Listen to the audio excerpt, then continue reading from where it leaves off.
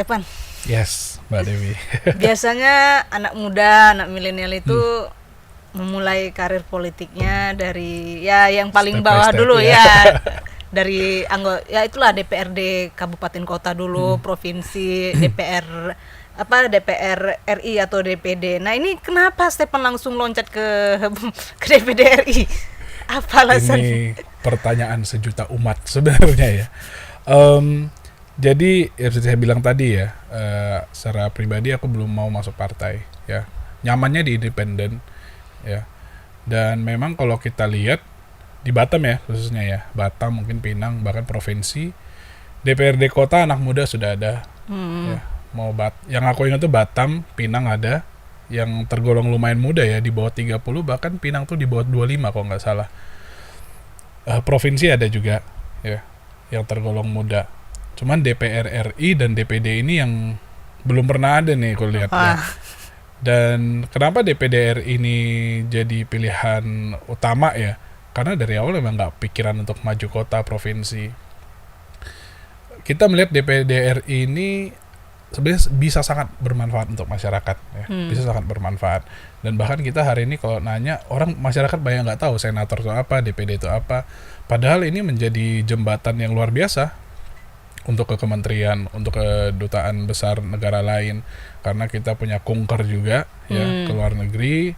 Kita juga ya punya akses lah untuk di nasional ya, karena kita kantornya nanti akan di Senayan, walaupun kebanyakan di daerah ya, pada aktifnya di daerah.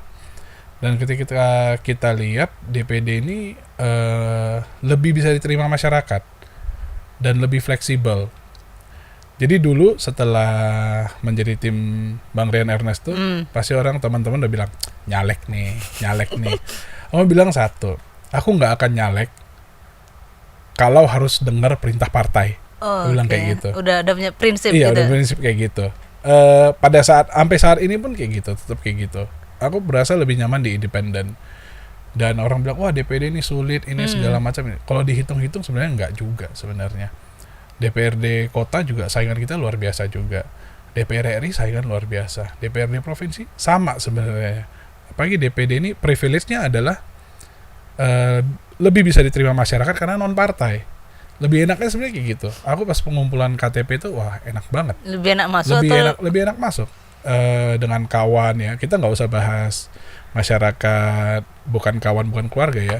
Dari kawan ke keluarga kan kadang kalau kita mau nyalek juga nggak lah bro, aku nggak politik deh ini. Tapi ini DPD oh gitu ya, independen ya, nggak berpartai ya, tapi kayak gitu. Dan memang nyamannya di situ, di independen sebenarnya. Tidak berbau partai lah, nyamannya masih di situ sampai saat ini. Gitu. Itu mulai menentukan sikap, oh aku mau jadi calon DPD RI lah, itu tahun berapa nih? 2022 mungkin mulai pertengahan tahun ya. 2022 tahun lalu itu udah mulai berpikiran. Actionnya itu Oktober kita mulai minta restu sama keluarga, minta nanya-nanya kawan kiri kanan segala macem. Baru kita kumpulin KTP. Aku lupa bulan berapa, tapi kita kumpulinnya dalam waktu 35 sampai 40 hari. Itu 2.500 KTP kita kumpulin. Dari 7 kabupaten kota? Iya, tapi memang lebih banyak di Batam. Okay. Batam dan Karimun. Ya, lebih banyak Batam dan Karimun. Karena orang tua di Karimun. Iya. Karena keluarga juga masih banyak di Karimun. Iya. Ya, keluarga dari Karimun, kawan-kawan juga masih banyak di Karimun. Kalau yang di Batam karena lahir besar di Batam. Karena lahir besar di Batam, keluarga dan kawan di sini juga. Sejauh ini sih sampai hari ini yang belum kita datengin secara fisik ya. Nah, aku tiap ke daerah, kabupaten kota tuh selalu pengennya sendiri juga ikut, nggak cuma dari tim gitu ya. Karena banyak ketemu warga juga pada bilang, iya ini datang cuma tim-timnya doang. Sekali-sekali pengen lihat calonnya gitu dong, atau bakal calonnya gitu dong. So far yang belum kita hadir secara fisik cuma Anambas dan Natuna. Ya, jauh ya. Lumayan jauh lah. Dan hopefully setelah bulan 6 ini, kalau nggak bulan 6, bulan 7 kita akan visit ke sana sih. Jadi Lingga itu udah? Lingga udah. Lingga, Tanjung Pinang, Bintan ya dekat ya. Karimun, Batam udah. Oke. Ini termasuk jadi catatan di tempat saya nih. Kalau kemarin 19 Desember 2022. Stefan termasuk pendaftar pertama untuk DPD RI untuk pemilu 2024. Ya. Terus kesannya perjalanan untuk mendapatkan syarat dukungan itu kalau kami melihatnya sih mulus saja gitu kan. Soalnya di hasil verifikasi faktual pertama lolos 2000 minimal kan.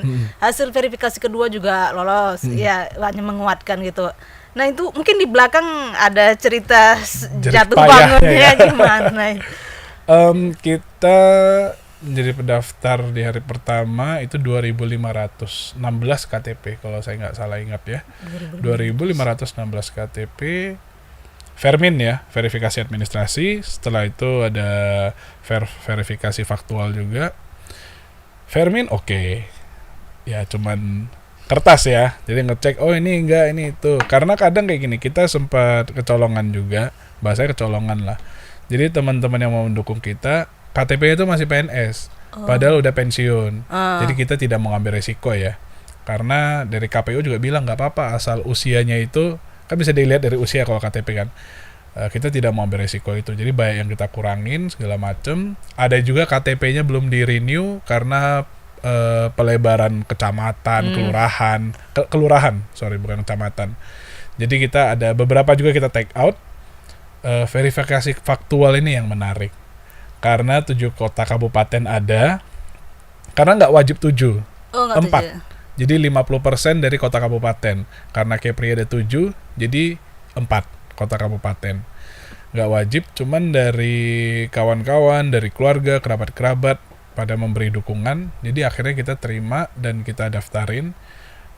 Yang paling memorable mungkin Selat Nenek, ya, pulau di ujung Batam. Sama di Pulau Lengkang, itu juga di ujung Batam juga. Teman-teman di situ antusiasnya luar biasa karena kebetulan pas saya kesana tuh lewat Tanjung Uma naik pompong, itu mau 2 jam. Jadi yang bawa kawan-kawan kita sendiri juga, seru-seruan juga sebenarnya. Nyampe kesana kita sowan dengan ya RT, RW segala macem dengan tokoh sana lah. Dan ternyata mereka mendukung anak muda karena RT, RW mereka juga ternyata anak-anak muda. Yang baru diganti ini ternyata anak-anak muda. Jadi ketika kita sosialisasikan, mereka nyambung, mereka senang. Dan hari itu juga mereka keliling. Hari itu keliling dengan warga-warga. Ya mungkin kalau di pulau itu kan family-nya itu masih ada ya, emosionalnya masih ada. Kalau di Batam ini kan kadang-kadang tetangga pun nggak teguran gitu ya. Jadi mereka memberikan dukungan. Di Lengkang juga seperti itu. Mungkin jerih payahnya itu ya, ini mau terima kasih juga ke KPU Provinsi, Bawaslu Provinsi, Kabupaten Kota juga, karena mereka menemani sampai malam. Ya. Ditemenin karena kan verifikasi faktual kan, nggak mungkin kita yang verifikasi kan. Bukan pas mengumpulkan 2.000. Enggak.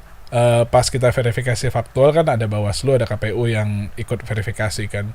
Jadi mereka naik pompong juga ke Lengkang, naik pompong juga ke Selat Nenek. Itu satu pompong? Enggak. Satu.